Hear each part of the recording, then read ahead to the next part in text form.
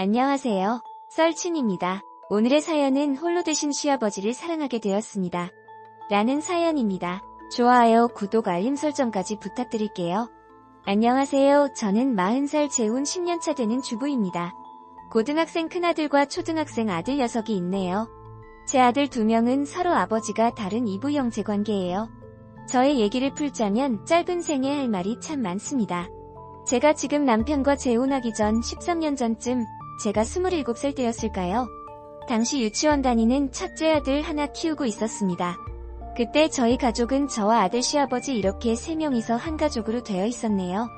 첫 번째 남편은 소방관으로 근무했었는데 저와 결혼하고 3년 후 불이 난 건물에서 남아있던 사람을 구하려다 사고로 운명하고 말았습니다. 시어머니는 이에 충격으로 눈물로 슬픔에 빠져 살다 그 다다음 해에 지병으로 별세하셨고요. 애초부터 합가해서 살았기 때문에 남은 가족은 시아버지와 제 아들만 구성원으로 남아버렸습니다.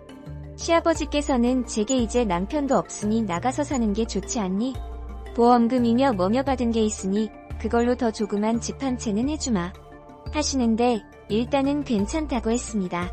제가 따로 친정이 있는 것도 아니었고 남편 하늘나라 갔을 때도 시부모님 모시고 같이 살았으니 불편한 건 없다 했네요. 사실 시아버지는 살아생전 저희 아빠 친구셨어요. 저는 어렸을 적 부모님이 이혼하여 엄마는 다른 남자와 재혼하였고 아빠는 사업으로 바빠 아빠 절친이셨던 그러니까 현재 저희 시아버지께 맡기게 되었습니다. 사업이 안정된다며 조금만 절 맡아달라던 아빠는 끝끝내 사업이 부도맞아 빚쟁이들에게 도망다니다 실종이 돼버려 생사조차 알 수가 없게 되었네요. 시부모님께서는 저를 어떠한 대가 없이 맡아 기르며 친딸 이상으로 예뻐해 주셨습니다. 시부모님께는 자식으로 저보다 6살 위인 언니와 4살 위에 오빠가 있었는데 오빠는 훗날 제 남편이 되었지요. 저희 부부는 결혼 후에도 부부애가 참 좋아 주변 사람들에게 부러움을 샀습니다. 허나 제 남편이 불의의 사고로 죽고 이어 시어머니까지 운명하시자 시누이는 제게 저주를 퍼부으며 집안에 사람 하나 잘못 들어와서 줄초상 났다고 험한 말을 쏟아부었습니다. 그러나 시아버지, 제게 무슨 잘못이 있냐며 제 편을 들어주시고 시누에게로부터 막아주셨습니다. 시누 부부는 사업이 어렵다는 핑계로 시어머니와 남편의 보험금을 시아버지에게 뜯어가며 제게 우리 아빠 똑바로 모셔 넣어 땡여 다른 남자 만날 생각은 꿈에도 말고 우리 아빠가 너한테 어떻게 한지 알면 은혜는 갚아야겠지? 라고 협박성 경고를 제게 남겼는데 기가 차고 어이없었습니다.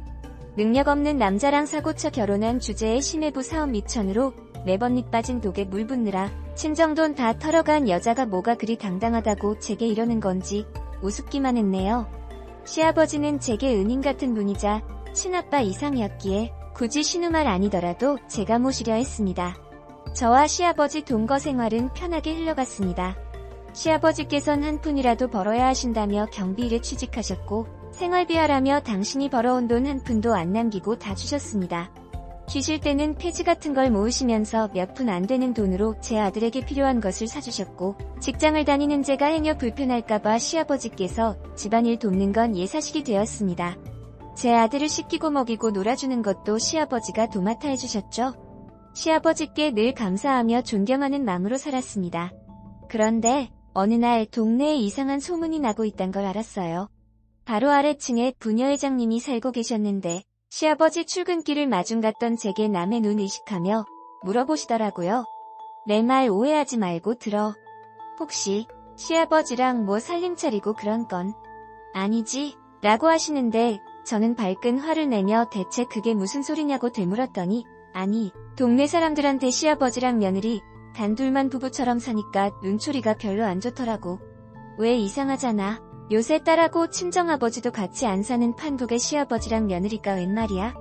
심한 작자들은 자기 아들더러 시아버지가 애비 아니냐고 했었어. 라고 하는데 순간 당치도 않은 말에 너무 화가 나 다신 그딴 얘기하지도 말라며 욕을 한 바가지 해주었네요. 저보다는 시아버지 명예가 더 걱정이 되었습니다. 그 올고 드신 분께서 저 때문에 험한 소문에 시달려야 한다니 맘이 아팠죠. 시아버지랑 제가 남녀이고 피 한 방울 안 섞였다는 이유로 사람들에게 더러운 관계로 치부당하는 이 세상이 싫더군요. 제 아들도 어른들의 지저분한 소문을 의식했는지 할아버지 말고 엄마 올 때까지 그냥 유치원에 있겠다고 우기는데 어린아이까지 이러니 환장하게 떠이다. 시아버지 불편하셨는지 저를 앉혀놓고 한 번 더 말씀하셨네요. 며느라, 너분가 다시 한번 생각해보지 않겠니? 그냥 우리 맘 편하게 살자꾸다. 사람들 소문 신경 쓸 거 아니라 하지만 그래도 그게 아닌 법이야. 나 때문에 괜히 더 재혼에 흠대면 어쩌니? 라고 하시는데 전 시아버지께 분가할 때 하더라도 소문에 쫓겨하고 싶진 않다.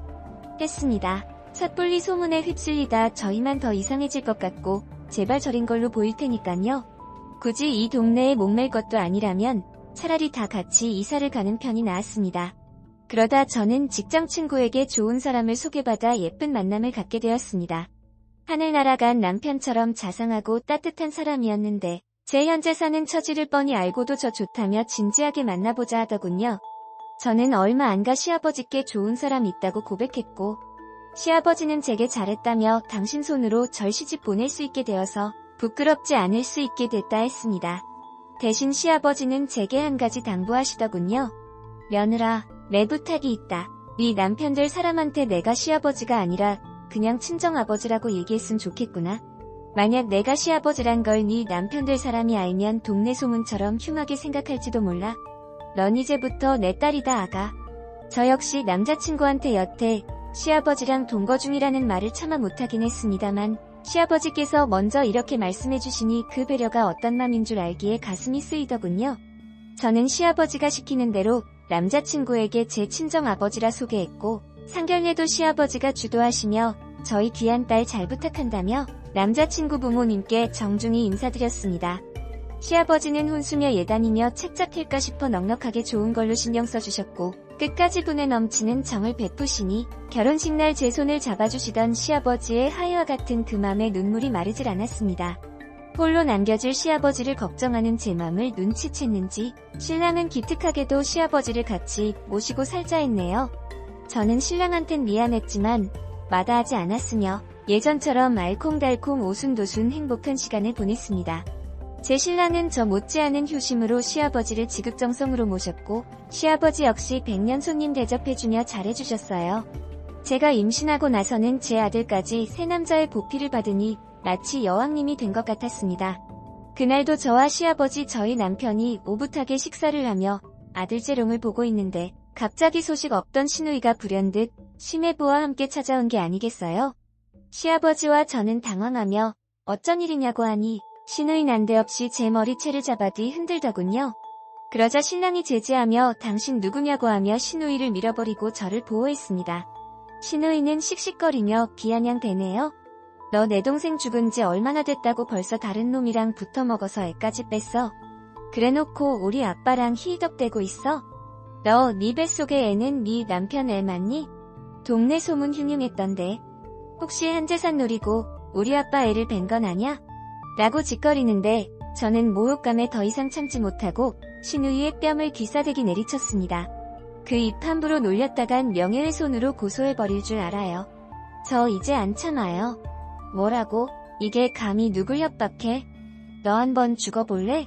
시누이, 악을 써대며 제게 덤볐지만 제 신랑한테 막히는 통에 진랑한테 온갖 분풀이를 다 하더군요.